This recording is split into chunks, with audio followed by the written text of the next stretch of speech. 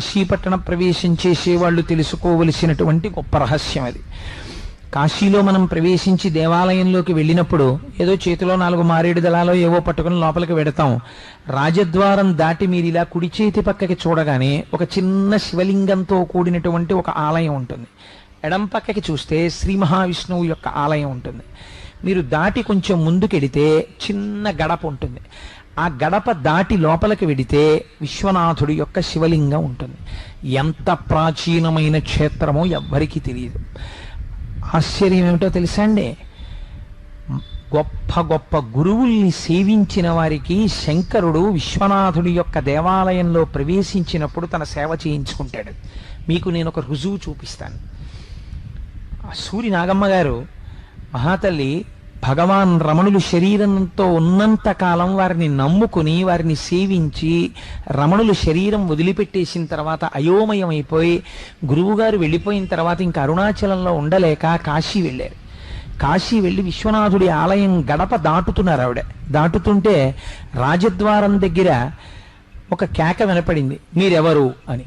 అడిగితే నన్ను నాగమ్మ అంటారు. ఎక్కడి నుంచి వచ్చారు? నేను తిరువణ్ణామలై నుంచి వచ్చాను. అక్కడ ఒక వ్యక్తి కుర్చీలో కూర్చుని ఉన్నాడు. అక్కడ ఉన్న వాళ్ళందరూ కూడా తోసుకోకుండా చూడడం కోసమని, పైగా స్వామి ఆభరణాలు అవి ఉన్నాయి అక్కడ. ఆయన అన్నాడు, మీరు తిరువణ్ణామలై నుంచి వచ్చారా, మీకు రమణులు తెలుసా అని అడిగాడు. అడిగితే రమణులని ఇంతకాలం సేవించాం అని. ఆయన లేచి అన్నాడు, రమణులను సేవించిన వారికి కాశీపట్టణం ప్రవేశించి విశ్వనాథుణ్ణి సేవించవలసిన అవసరం ఉందని నేను అనుకోవట్లేదు అన్నాడు. ఎంత మాట అన్నాడో చూడండి. అంటే ఇవాళ మా గురువు రమణులు శరీరంతో లేరు, ఆ శూన్యం తట్టుకోలేకే నేను వారణాసి వచ్చాను అన్నారు ఆవిడ. అంటే అక్కడ కూర్చున్నటువంటి ఆయన లేచి అన్నాడు, అమ్మా నేను ఇప్పుడే బయటికి వెళ్ళి వచ్చేస్తాను, మీరు కాసేపు ఇక్కడ కూర్చుని స్వామి ఆభరణాలు అవి కాపు కాస్తూ ఉండగలరా, ఒక 10 నిమిషాలు ఉంటాను అన్నారు ఆవిడ. ఆయన బయటికి వెళ్ళి 1 గంట పోయాక వచ్చాడు. వచ్చి అమ్మ ఎందుకు వెళ్ళాను ఎందుకు వచ్చానో తెలుసా, 1 గంట సేపు కాశీ క్షేత్రంలో విశ్వనాథుడి యొక్క శివలింగానికి ఆభరణములకు కాపుదలగా ఉండగలిగిన అదృష్టము సద్గురువైన రమణులను సేవించిన అదృష్టంగా నీకు పడింది, బయలుదేరన్నాడు. అప్పటికి వాళ్ళ అన్నగారు బయలుదేరుతున్నారు. ఏమైపోయింది సూర్యనాగమ్మ గారిని. కాశీ క్షేత్రం అంటే మాటలు కాదండి. మీరు ఇతపూర్వం ఎలా జీవించారన్న దానికి వారణాసిలోకి వెళ్ళగానే మీకు తాస్కాణం కనబడిపోతుంది. ఈ విశ్వనాథ క్షేత్రములోకి వెళ్ళి శివలింగానికి మీరు పట్టుకెళ్ళవలసినది అనేది ఏమీ ఉండదు. శివుడికి అభిషేకం దేంతో గొప్ప, గంగతో గొప్ప. గంగ ఎక్కడి నుంచి ఉంది? అక్కడే గంగ ఉంది. గంగెందుకు గొప్ప? భవాంగపతితంతోయం పవిత్రమితి స్పృశు. ఇదొక విచిత్రమైన సిద్ధాంతం. అసలు గంగెందుకు గొప్ప అంటే శివుణ్ణి తాకింది కాబట్టి గొప్ప. ఎవరు చెప్పారు ఈ మాట? సాక్షాత్తు వాల్మీకి మహర్షి చెప్పారు రామాయణంలో. అటువంటి పరమశివుడు యొక్క శరీరాన్ని తాకి కింద పడడం చేత పవిత్రమై లోకము యొక్క పాపములను నశింపచేయగలిగిన గంగ యొక్క గొప్పతనాన్ని బ్రహ్మవైవర్త పురాణం ఏమని చెప్పిందో తెలుసా అండి? మిగిలినటువంటి క్షేత్రములు కాని మిగిలినటువంటి పుష్కరణులు కాని పాపములు తీయగలిగిన శక్తి ఎక్కడ నుంచి పొందుతాయంటే కాశీక్షేత్రము నుంచి పొందుతాయని. కాశీక్షేత్రం ఇస్తూ ఉంటుంది వాటికి ఆ శక్తిని. ఇస్తే ఆ శక్తి చేత పాపాలని తీస్తాయి అని నిర్ధారించింది. అటువంటి గంగ గొప్పతనం ఎక్కడిది? పరమశివుడి యొక్క శరీరమును తాకుట చేత. ఇప్పుడు ఈ గంగ మీరు ఎక్కడి నుంచి తేవాలి? ఆకాశీలోంచే తేవాలి. అక్కడే కాస్త గంగ పట్టుకెళ్ళి ఆ శివుడి యొక్క తల మీద పోశారనుకోండి, మీరు తెచ్చినది అన్నది ఏమైనా ఉన్నదా? ఏమీ లేదు. అంటే మీకు ఇందులో ఏమిటి తెలుస్తోంది? ఈశ్వరుడికి మీరివ్వగలిగినది లేదు. మీరేమివ్వాలి మరి అంటే, ఈ సృష్టి అంతా ఆయనదే అని తెలుసుకుని గంగ శివుడి మీద పడడం చేత మీరు పవిత్రులవ్వాలి. ఆయన కాదు పవిత్రం అవడం. శివుడిని తాకి గంగ పవిత్రమైంది. గంగ పోసి శివుడు పవిత్రం అవడం ఏమిటి? గంగ శివుడి మీద పోసి మీరు తెలుసుకోవాలి, ఈ సమస్త బ్రహ్మాండములు సమస్త ఐశ్వర్యములు వాడివైన ఐశ్వర్యాన్ని నాకు వాడిచ్చాడు, నన్ను ధన్యుణ్ణి చేశాడు అని మీరు తెలుసుకుని జ్ఞానమునందు నిలబడడం కాశీక్షేత్రంలో విశ్వనాథలింగము ముందు నిలబడము యొక్క రుజువు. అలా నిలబడగలగాలి. నిలబడి మీరు ఇన్ని నీళ్లు పోశారనుకోండి చాలు, తృప్తి. ఇంకేం చెయ్యాలి? అభిషేకం ఇంకేం లేదు, ఇన్ని నీళ్లు పోసేస్తే చాలు. అందుకే కాశీక్షేత్రంలో ఒక గమ్మత్తు, జ్ఞానం ఆవిర్భవించేటప్పుడు దానికి ఏమైనా వెనకాతల ప్రీసపోజిషన్ ఉంటుందా అంటే,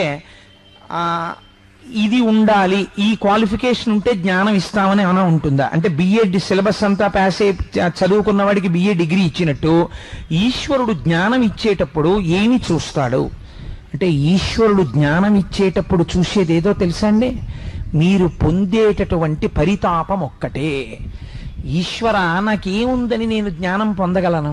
నాకేమీ లేదు, కాబట్టి నువ్వే నాకు జ్ఞానమునిచ్చి నన్ను కటాక్షించు అని మీరు శరణాగతి చేసి వెళ్ళి నిలబడితే ఆ కారణం చేత ఈశ్వరుడు మీకు జ్ఞానం ఇస్తాడు. ఆయన విశ్వనాథుడు కనుక ఇవ్వగలడు. అందుకే శౌచాశౌచ నియమం లేదు. ఎవరైనా విశ్వనాథుడి దగ్గరికి వెళ్ళి, ఆయన విశ్వనాథుడు, మీరు బిడ్డలు వెళ్ళి ఆయన మీద అభిషేకం చేసేస్తారు. చేసేసి ఆలయానికి ఎడం పక్క కొంచెం లోపలికి వెళితే ఒక మూల అన్నపూర్ణమ్మ తల్లి ఉంటుంది. చిత్రం ఏమిటో తెలుసా అండి? ఆవిడ ఇలా చేత్తో గరిట పట్టుకుని సిద్ధంగా ఉంటుంది. ఉభౌ దర్వీ కుంభౌ మణిగణక సంభావిత గుణౌ దధానా పాణిభ్యామృతరస మృష్ణాన్న కలితౌ అని లలితా సహస్రనామ స్తోత్రంలో అన్నదా అనొక నామం. అన్నమిచ్చేటటువంటి తల్లి ఆవిడే. కాబట్టి అందుకే ఆ అమ్మవారికి శర్వాణి అని ఒక పేరు. చాలా గొప్ప పేరు ఆ శర్వాణి అన్న పేరు. ఎందుకంటే శర్వుని భార్య శర్వాణి. భూమి నుంచి సమస్త ఐశ్వర్యమును ఇవ్వగలిగినటువంటి తత్వానికి శర్వాణి అంటారు. అది ఈశ్వరుడు యొక్క శక్తి. ఆ శక్తినే శ్రీ మహావిష్ణువు యొక్క శక్తిగా చెప్తే శ్రీదేవి భూదేవిగా చెప్తారు. అందుకే శర్వ అన్న నామం విష్ణువుకి ఉంటుంది, శివుడికి ఉంటుంది. అది గమ్మత్తు. కాబట్టి శర్వాణి అంటే శర్వుడి యొక్క భార్య. ఇప్పుడు ఆవిడ అన్నపూర్ణగా నిలబడినది. విశ్వనాథుడైన వాడు అన్నం పెట్టలేడా? జ్ఞానమే ఇవ్వగలిగిన వాడు మీకు అన్నం పెట్టలేడా? అది ఆయనే పెట్టచ్చు కదా అన్నం.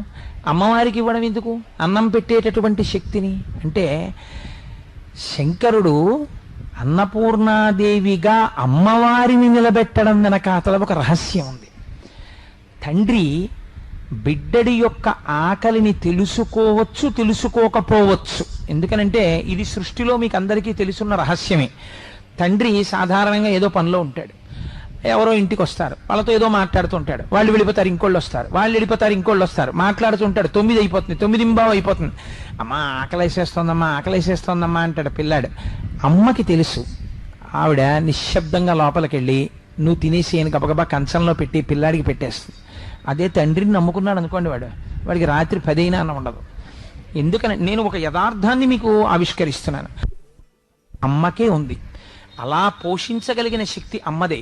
పురుష స్వరూపంతో అటువంటి పోషణ జరగదు.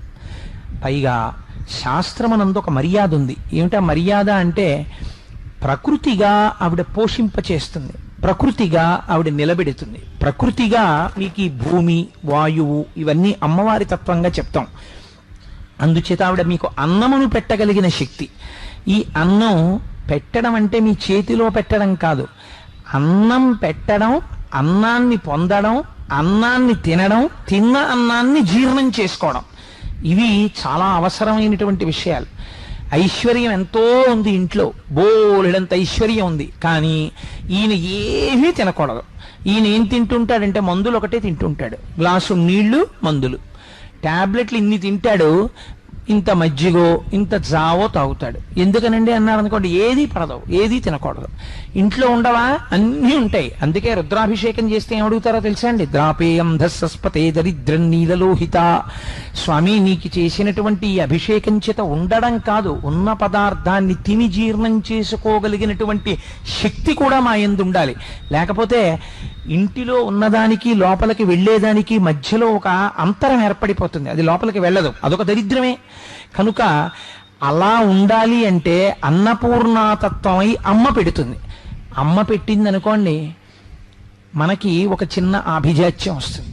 నా అంతటి వాణ్ణి నేను, ఇంత గొప్పవాణ్ణి, ఇంతటి రాజాధిరాజుని, ఇంత పాండిత్యం ఉన్నవాణ్ణి, ఇంత ఐశ్వర్యం ఉన్నవాణ్ణి, బొత్తిగా ఒక ఆడదాని ముందుకెళ్ళి అమ్మా భవతి భిక్షాందేహి, అమ్మ అన్నం పెట్టమ్మా అని చేయి చాపడమా అని చిన్న కినుక వస్తుందేమో ఎవరికైనానని, ఒరే అమ్మ దగ్గరికి వెళ్ళి అన్నం అడగడానికి, అమ్మ అన్నం పెట్టమ్మా అని అడగడం జీవితంలో వరం రా.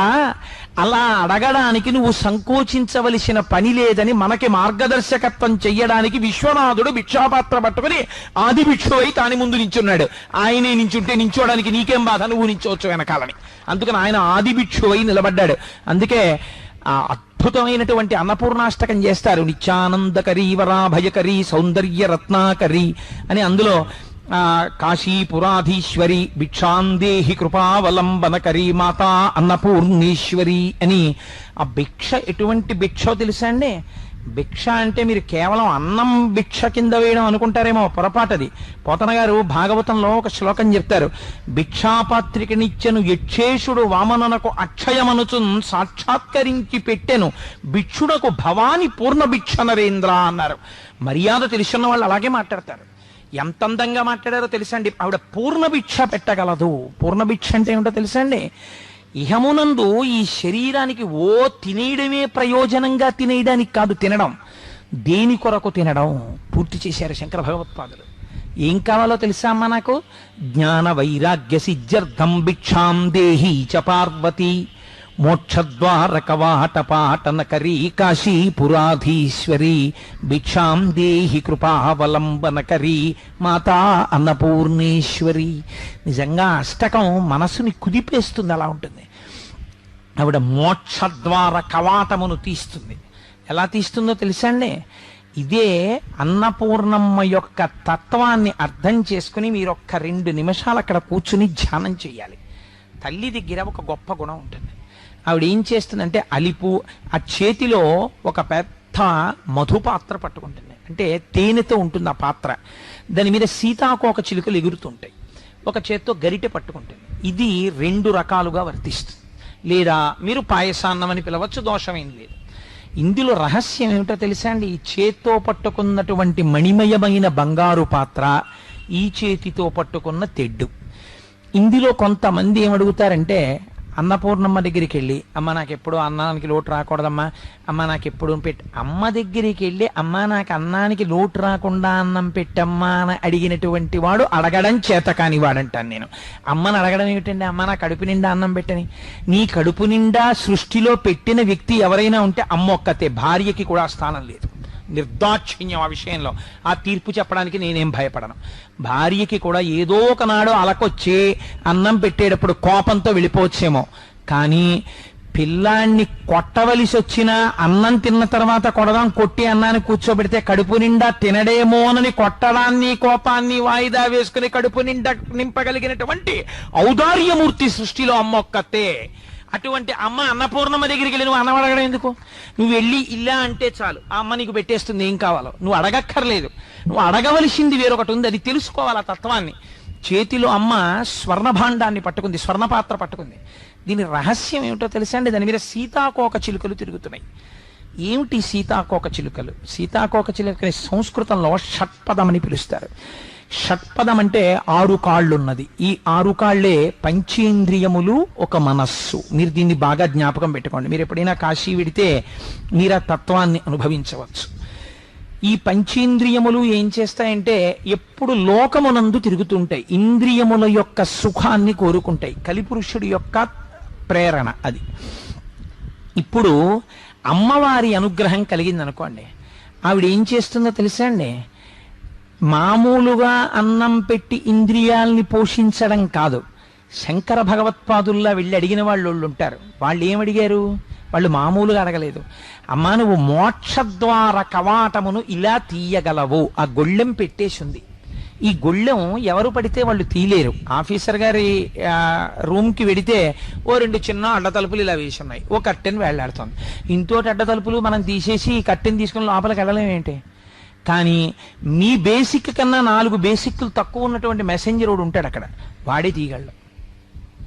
ఎందుకు తీయగలడు అంటే అది పొజిషన్ వాల్యూ. ఆయన అక్కడ ఆ పొజిషన్లో ఉన్నాడు, ఆయనే తీయగలడు. అమ్మవారికి ఉన్న గొప్పతనం ఏమిటో తెలుసా అండి? మోక్షద్వార కవాటమును ఆవిడ మాత్రమే తీసి మిమ్మల్ని విశ్వనాథుడిలో కలపగలదు. ఎలా తీయగలదు అంటే ఆవిడ ఈ షట్పదమై పంచేంద్రియములు, మనస్సు, అన్నాన్ని బాగా తిని లోకము వైపుకు తిరిగేటట్టు చేయగలిగిన ఆవిడే చేస్తుంది. మాయామానుష రూపంతో ఉంటుంది అమ్మవారు. అందుకే సుందరకాండలో ఒకే సీతమ్మ రావణాసుడు కోలా కనపడింది, హనుమకి ఒకలా కనపడింది. అదే అమ్మవారు అనుగ్రహించింది అనుకోండి, అమ్మ జ్ఞాన వైరాగ్య సిద్ధ్యర్థం భిక్షాం దేహి చ పార్వతి. ఇది మా స్వామి జగద్గురువులు శంకర భగవత్పాదులు ఈ జాతికి పెట్టిన భిక్ష. రేపు వీడికి చదువుకోవడం వచ్చో రాదో అన్నపూర్ణమ్మ దగ్గరికి వెడితే నేను రాసిద్దాం వీడు చదువుకుంటాడని మహానుభావుడు స్తోత్రం చేశాడు. ఆయన కర్మ ఆయనకి లేక నడువడి నేర్పారు. అక్కడికి వెళ్ళి అడగాలి, అమ్మ నాకేమిస్తావో తెలుసా? అన్నంతో పాటు జ్ఞాన వైరాగ్య సిద్ధ్యర్థం, నాకు జ్ఞాన వైరాగ్యములను కూడా అయ్యి. అనుభవించిన సుఖము సుఖము కాదు, నేను ఈశ్వరుణ్ణి చేరుకోవాలన్న జ్ఞానాన్ని నాకు ఈ సుఖము సుఖము కాదని వైరాగ్య సంపత్తిని. వైరాగ్యం అంటే చాలా మంది అనుకుంటారు ఇంద్రియాలని అరికట్టడం వైరాగ్యం అనుకుంటారు. ఇంద్రియాన్ని అరికట్టడం వైరాగ్యం కాదండి. నేను మీకు ఒక ఉదాహరణ చెప్తాను. అంతకన్నా నేను నీచమైన ఉపమానం చెప్తే సభాముఖంగా బాగుండదు. ఒక వేసవికాలం ఉందనుకోండి, మీ ముందు ఒక గ్లాసుడు మజ్జిగ తీసుకొచ్చి అక్కడ పెట్టి చల్లటి ఒక శీతల పానీయాన్ని తీసుకొచ్చి అక్కడ పెట్టారనుకోండి, మీరు ప్రయత్నపూర్వకంగా ఆ శీతల పానీయం వంక చూసి ఏదో మనసు చంపుకొని తాగకుండా ఎలాగో అలా నిగ్రహించుకుని దాన్ని వదిలిపెట్టడం కాదు, దాన్ని చూసి ఇది నా ఆరోగ్యమునకు భంగమును చేస్తుంది, పైకి చల్లగా కనపడుతుంది కానీ ఇది ఆరోగ్య భంగము, కాబట్టి నేను దీన్ని స్వీకరించాను అని గ్లాసులో ఉన్న మజ్జిగని ప్రీతితో మీరు సేవించి అటువైపు ఉన్నటువంటి కూల్ డ్రింక్ సీసా వంక చూసి కూడా మీ మనస్సు అయ్యో నేను తాగలేకపోయానే ఏడవకుండా ఉండగలిగితే దానికి వైరాగ్యమని పేరు. ఇంద్రియములు చెలించకూడదు, ఇంద్రియాన్ని నిగ్రహించడం కాదు. ఎప్పుడు వస్తుంది అది? మీ భావన చేత వస్తుంది. ఇదే కన్నుదోయికి అన్యకాంతలడ్డంబైన మాతృభావన చేసి మరలువాడు. మన శాస్త్రం ఎంత గొప్పదో తెలుసా అండి? విరుగుడు చెప్తుంది, పరద్రవ్యాణిలోష్టవత్. నీకు అస్తమానం ఇంకోళ్ళ డబ్బు తీసుకుందాం అనిపిస్తోంది, ఎలా మార్చుకుంటావు మనస్సుని? దాన్ని రాయనుకో. రాయి తీసుకొచ్చి జేబులో పెట్టుకుని ఇంటికి పట్టుకెడతావు, నాకెందుకు ఈ రాళ్ళు రప్పలు, నాకు అక్కర్లేదను. రాయిగా చూడు. మాతృవత్ పరదారాణి, వేరొకరి భార్య కనబడితే అమ్మా అని, మా అమ్మ మా తల్లి అన్నపూర్ణం ఇవాళ నా ఎదట ఇలా సాక్షాత్కరించింది అని మనసులో భావన చేయి, ఇంద్రియాలు అరికట్టబడతాయి.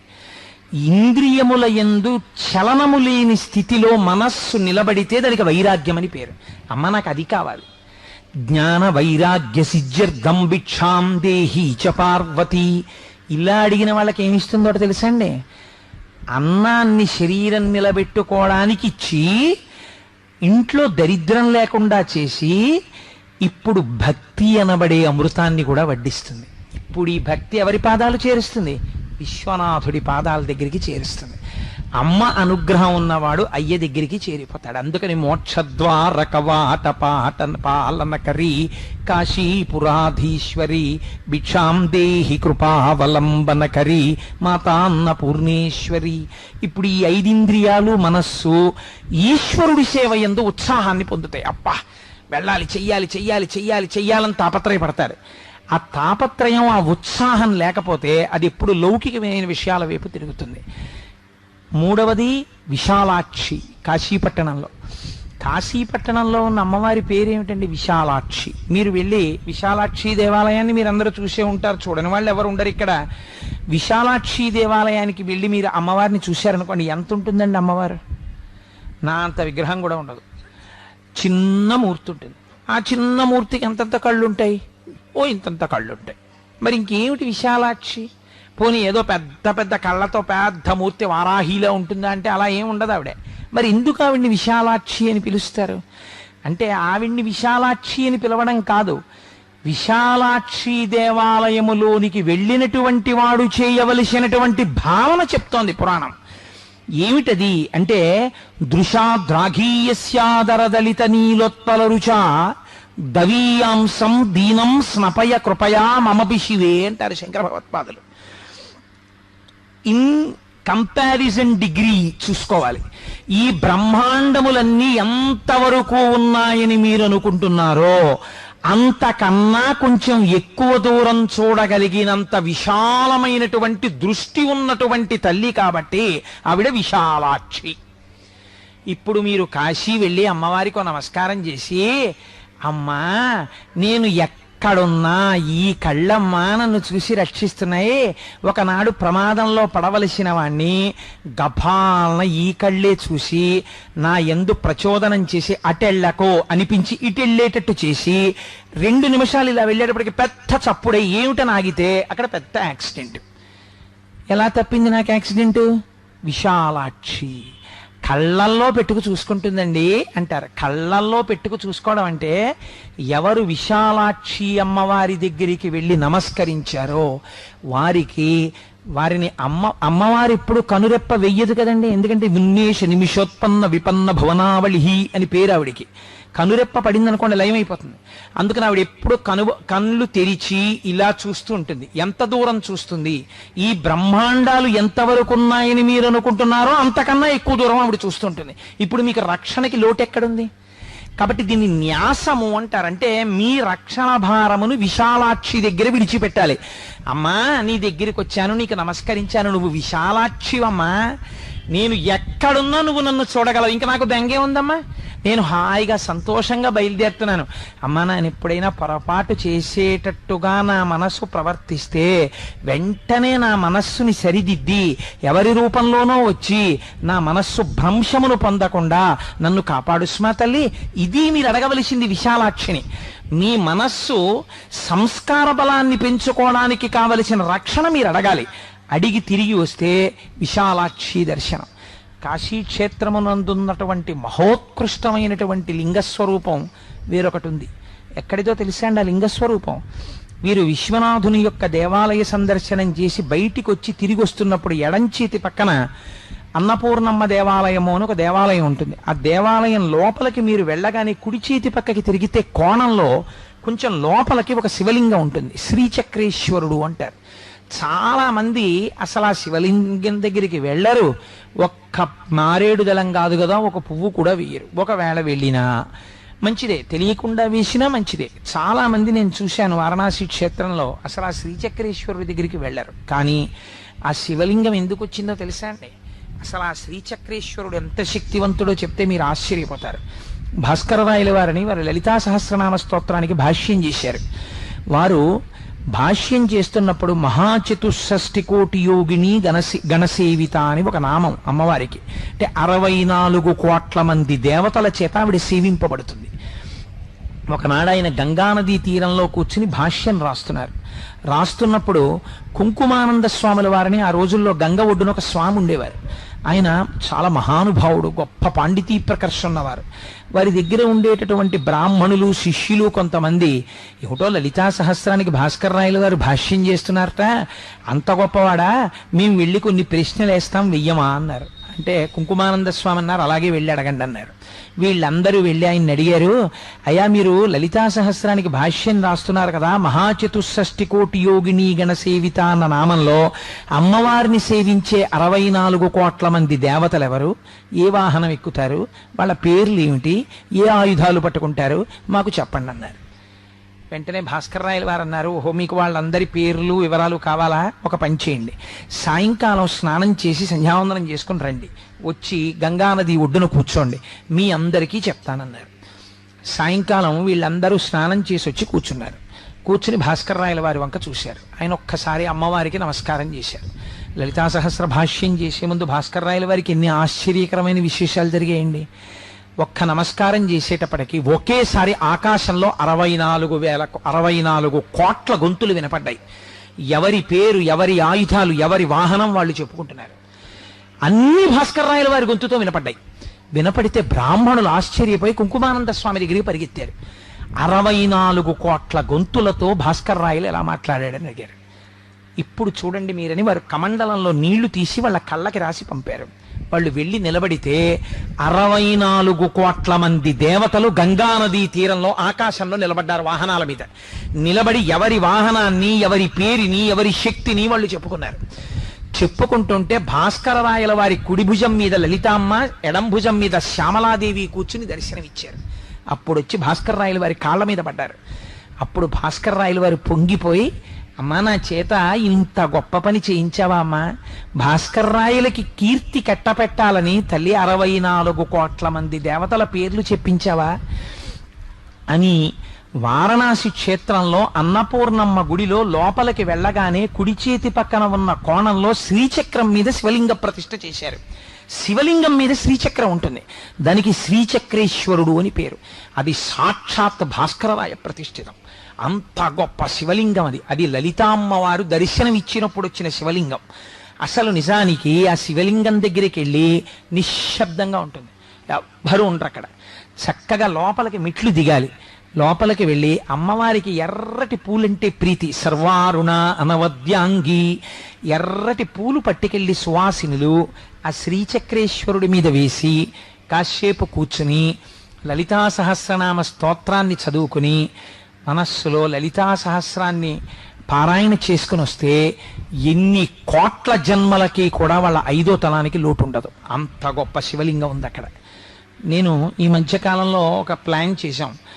కొంతమందిని వారణాసి క్షేత్రానికి తీసుకెళ్ళి ప్రతిరోజు వారణాసిలో ఉన్నటువంటి విశేషాలు చెప్పి తీసుకెళ్ళి దర్శనం చేయించాలి అని.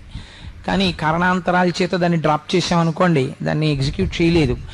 కానీ దాని వైభవానికి ప్రస్తావన చేయడం కోసమని మీకు ఈ మాట చెప్పాను. తరువాత మీరు అక్కడ తప్పకుండా గమనించవలసినటువంటి విశేషం కాశీక్షేత్రం గురించి ఒక రోజులో చెప్పంటే కుంజరయూధంబు దోమ కుత్తుకజొచ్చాను. ఇంకా నాకు రామేశ్వరం ఒకటి ఉండిపోయినట్టుంది. ఇంకా నేను ఎప్పుడు కాశీ పూర్తి చేయను, ఎప్పుడు కిందకి రామేశ్వరం రాను. సరే వచ్చేస్తాను, ఎంతసేపు పెద్ద విశేషం ఏముందిలేండి. కానీ ఆ గంగా నది, గంగా స్నానమే గొప్ప. ఎందుకో తెలుసా అండి?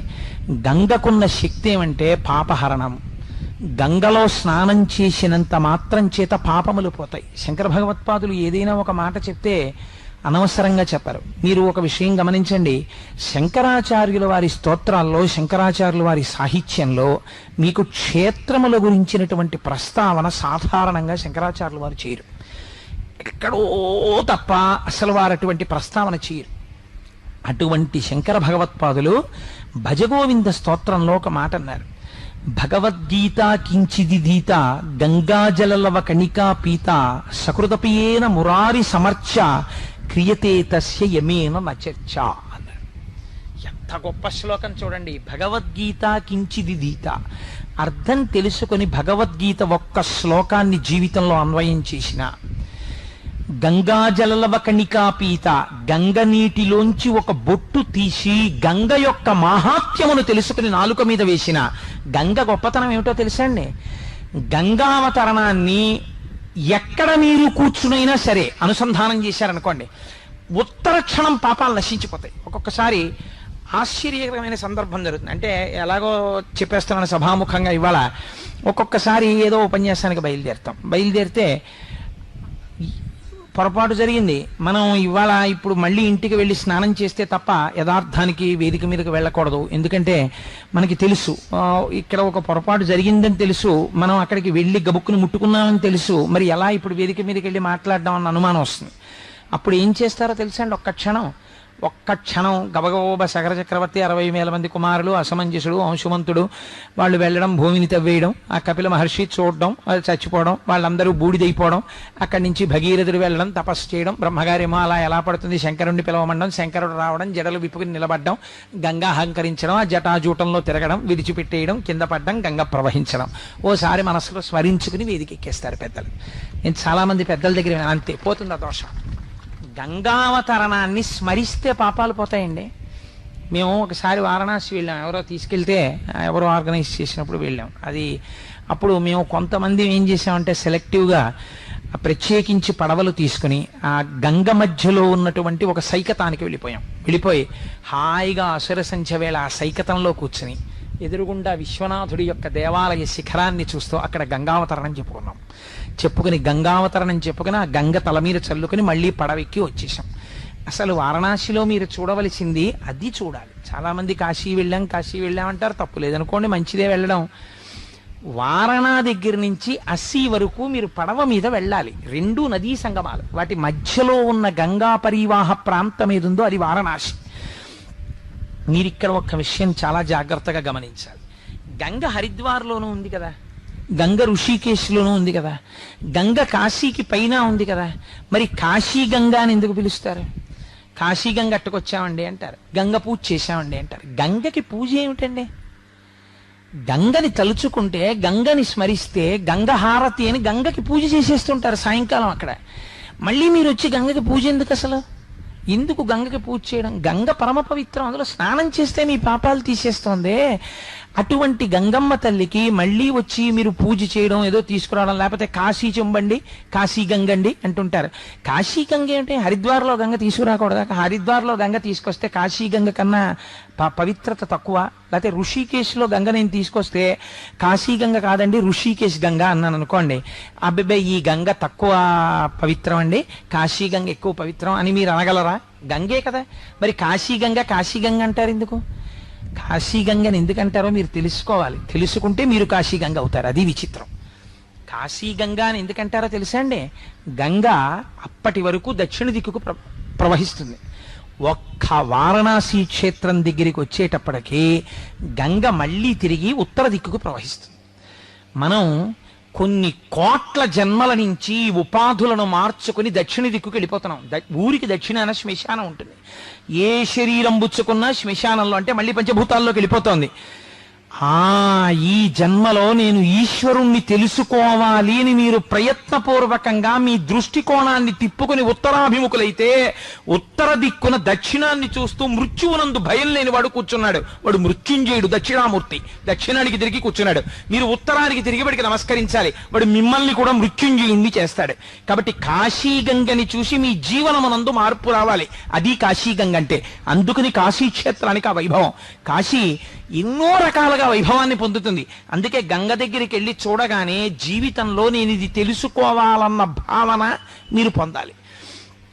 సరే, అటువంటి కాశీక్షేత్రం, ఆ కాశీక్షేత్రంలో కాలభైరవుడు మహానుభావుడైన భైరవ యాతన అని ఒకటి ఉంటుంది మనకి.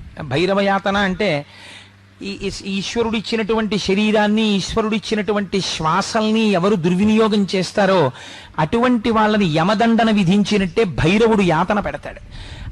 అసలు ఆ భైరవుడి యొక్క ఘోర రూపాన్ని చూడడమే చాలా భయంకరంగా ఉంటుంది. ఆ భైరవుడి గురించి కాలభైరవాష్టకం పఠంతి ఏ మనోహరం జ్ఞానముక్తి సాధనం విచిత్ర పుణ్యవర్ధనం శోకమోహ దైన్య లోభ కోపతాపనాశనం తే ప్రయాంతి కాలభైరవంగ్రి సన్నిధింద్రువం అని ఆ కాలభైరవుడు ఇప్పటికీ కూడా మనం అందుకే కాశీ నుంచి వస్తే ఒక కుక్క మెళ్ళలో కాలభైరవ స్వరూపాన్ని చూసి గారెల దండ వేయడం అనేటటువంటి సంప్రదాయం ఒకటి వచ్చింది. ఆ కుక్క యజమానికి రాబోయేటటువంటి మృత్యువుని గమనించి మోరలెత్తి ఏడుస్తుంది అని. ఆ కాలభైరవుడు ఆయనకున్న లక్షణం ఏమంటే, వారణాసి క్షేత్రంలోకి వీడిని ప్రవేశపెట్టడమా, వీడు అడుగు పెడితే లోపలికొస్తే వీడి పాపరాశి ధ్వంసం అవుతుంది, వీడికి గంగా స్నానం ఇవ్వడమా, అందుకని వీడిని ఎలా లోపలికి రాణిస్తామని కాలభైరవుడి యొక్క అనుగ్రహం ఉంటే తప్ప లోపలికి రాలేరు. భైరవ యాతనని పొందుతాడు. అందుకని కాలభైరవుడికి నమస్కరించి పునర్దర్శనాన్ని అడగాలి. అయా కాశీక్షేత్ర, అందుకే బయలుదేరే ముందు క్షేత్రపాలకుడు కాబట్టి ఆయనకి నమస్కారం. అయ్యా మేము బయలుదేరితే వచ్చేస్తామని నమ్మకం ఏం లేదు, నువ్వు ఉన్నావు బయట, నీ అనుగ్రహం ఉండాలి. కాబట్టి స్వామి కాలభైరవ మాకు కాశీ క్షేత్ర ప్రవేశాన్ని కల్పించు. దర్శనం అయిపోయింది, ఎవరు మీకు అనుమతి ఇచ్చారో వారికి నమస్కారం, కృతజ్ఞత చెప్పి అయ్యా నువ్వు మాకు మమ్మల్ని అనుగ్రహించావు, పునః పునః మాకు ఇలాగే దర్శనాన్ని అనుగ్రహించు అని మీరు కృతజ్ఞత చెప్పి బయలుదేరి రావాలి. అది కాశీక్షేత్రంలో కాలభైరవుడి యొక్క శక్తి. అందుకే ఇంటికి వస్తే మళ్ళీ కాలభైరవుడికి ఒకసారి పూజ చేస్తారు. సరే, ఆ కాశీ పట్టణంలో మీరు తప్పకుండా చూడవలసినటువంటిది ఇంకొక మహత్తరమైన శక్తి ఉందండి, వారాహి. మనం లలితా సహస్రనామ స్తోత్రం చదువుతున్నప్పుడు ఆ వారాహి గురించి మీరు ఆ అమ్మవారి నామాల్లో వస్తాయి. ఇప్పుడు నేను ఆ శ్లోకాలు, పద్యాలు, ఆ నామాలు వాటన్నింటినీ పక్కన పెట్టి కేవలం వ్యాఖ్యానం మాత్రమే చేస్తున్నాను. ఆ వారాహి కాశీ పట్టణంలో చీకటి పడగానే ఆవిడ తిరగడం ప్రారంభం చేస్తుంది. చీకటి పడగానే ఆవిడ క్షేత్రపాలకురాలు, ఆవిడ తిరుగుతుంది కాశీ అంతా. వారాహి దర్శనాన్ని మామూలుగా మీరు ఇలా ఎదురుగుండా వెళ్ళి కూడా చూడలేరు, చూడడానికి భయపడతారు. అందుకని ఎంత ధైర్యం ఉన్నవాడు, ఎంత గుండె ధైర్యం ఉన్నవాడు కూడా వారాహి క్షేత్రంలో అమ్మవారి ముందుకెళ్ళి నిలబడి అమ్మవారిని చూడరు. ఆవిడికి ఏం చేస్తారంటే, తెల్లవారిన తర్వాత 4:30-5 గంటలకి ఇంకా సూర్యోదయం అవుతుందనగా అమ్మవారి తిరిగి వచ్చేస్తుంది. తిరిగి వచ్చేసి దేవాలయ ప్రవేశం చేస్తుంది. అర్చకులు కూడా ఒక్క 10 నిమిషాలు 20 నిమిషాలు లోపలుండి గబగబా అమ్మవారికి పూజ చేసేసి తలుపులు వేసేస్తారు. ఆవిడ పగటి పూట పడుకుని నిద్రపోతుంది. కాబట్టి మీరు సూర్యోదయం అయిపోయే లోపల వారాహి దర్శనం చేసేయాలి. వారాహి దేవాలయం పైకి వెడితే స్లాబ్కి కన్నాలు ఉంటాయి, ఒక 4-5 కన్నాలు. అక్కడ నిలబడి మీరు ఆ కన్నాల్లోంచి చూస్తే వారాహి రూపం కనపడుతుంది. అసలు ఆ కన్నంలోంచి అమ్మవారిని చూస్తేనే అమ్మ బాబోయ్ అని ఒళ్ళు పులకరించి అలా నిలబడిపోతారు. అలా ఉంటుంది ఆవిడ తేజస్సు. ఆవిడ she the chief commander of the armed forces of Lalitambika. ఆవిడ సర్వ సైన్యాధ్యక్షురాలు లలితాపరా భట్టారిక స్వరూపానికి. అందుకని ఆ వారాహి దర్శనం చేసుకుంటారు. సరే, ఇన్ని రకాలుగా కాశీ క్షేత్రము అత్యద్భుతమైనటువంటి క్షేత్రం. అందుకే కాశీ వెళ్ళినటువంటి వాడు కాటికెళ్ళినవాడు అనేవారు. కాటికెళ్ళినవాడు అనడానికి కారణం ఏంటంటే, కాటికెళ్ళినవాడు తిరిగి రాడు కదా, కాశీ వెళ్ళినవాడు కూడా మోక్షాన్ని పొందుతాడు. పూర్వకాలంలో ప్రయత్నపూర్వకంగా కాశీ క్షేత్ర దర్శనమే లక్ష్యంగా పెట్టుకుని వెళ్ళిపోయి ఆ కాశీలో ఉండిపోయేవారు. ఇంకా కొంతకాలం అయిపోయిన తర్వాత సంసారంలో ఏదో 2 తరాలు 3 తరాలు చూసేసాను చాలనుకుంటే ఇంకా కాశీ వెళ్ళిపోయేవారు. సరే, ఒక్క విషయం నేను మనవి చేయకపోతే కాశీ క్షేత్రం గురించి నేను అన్యాయంగా చెప్పిన వాడిని అవుతాను. మీరు కాశీలో పుణ్యం చేస్తే ఎన్ని కోట్ల రెట్లు ఫలితం పడుతుందో, కాశీ వెళ్ళి అమర్యాదగా ప్రవర్తించినా కూడా మీకు పాపము అన్ని కోట్ల రెట్లు పడుతుంది. కాబట్టి కాశీ వెళ్ళిన వాళ్ళు చాలా మర్యాదగా ప్రవర్తించడం నేర్చుకోవాలి. కాశీ క్షేత్రం మనతో రాలేదు కదా, ఎవడో పక్కన లేడు కదా అని వ్యంగ్యాలు, వెటకారాలు, ప్రసంగాలు అక్కడ చేశారనుకోండి, చూసేవాడు ఉన్నాడు, వాడేస్తాడు ఖాతాలో. కాబట్టి కాశీ వెళ్ళిన వాడు పాపకర్మ చేయకూడదు. త్రికరణ శుద్ధిగా మంచి బుద్ధితో ఉండడం నేర్చుకోవాలి. పరమ భక్తి భావనతో సాంసారికమైన అన్ని విషయములకు దూరంగా ఈశ్వరుడు యందు భక్తి భావనతో మాత్రమే వారణాసిలో ఉండాలి.